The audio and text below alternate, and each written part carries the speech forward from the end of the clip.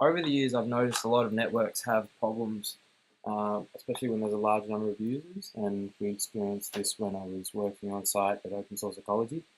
We have the same problem now at Starseed Gardens, where we're setting up open civilization, and um, these are the steps that we're starting to figure out how to solve it. So we picked a particular router called a MikroTik, which is a really cheap router.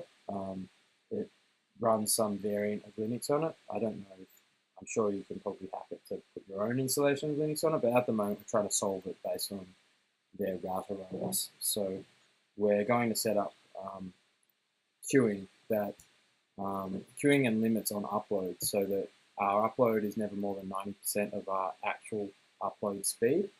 That allows us to be able to manage a queue, and that queue can then prioritize some data ahead of others, so that when you're doing things like uploading to YouTube or uploading videos, that it doesn't kill the user experience for everybody. So I'm just getting at Michael to describe some of the things that we need to prioritize ahead of others. So what are they? Well, the first thing that we need to do is get control of the queue, because the way that internet devices work at the moment is we've got a router here and it's got a queue on it. Could be a few hundred packets. Then it talks to the microwave dish, and that's got a queue on it of a couple hundred packets. And then that sends up to the internet service provider, which has a queue of a few hundred packets. And what happens is when you're uploading a video, all these queues get stuffed full of data packets.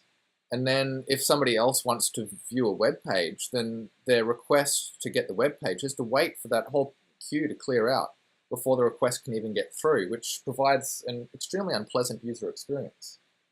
And so what are the protocols that we want to prioritize ahead of others? Well, first off, what we need to do is take control of the queue so that we control the queue, which means that we have to limit the upload to slightly less than what we can actually get, which means that all the queues upstream of us will be empty. As soon as the packet comes in, it goes straight out again. So that when we control the queue, we can put those requests, those web page requests, ahead of the YouTube data, for example. To do that, we're going to set this thing up here with the hierarchical token bucket tree, which is a fantastic piece of network engineering that basically allows us to allocate certain amounts of bandwidth for various activities. But if one activity isn't happening, then other things can use that bandwidth. So for example, when everyone's asleep, you can upload to YouTube at full speed. But when other people start using the internet, then it'll automatically cut down your YouTube upload so that their experience is still rapid.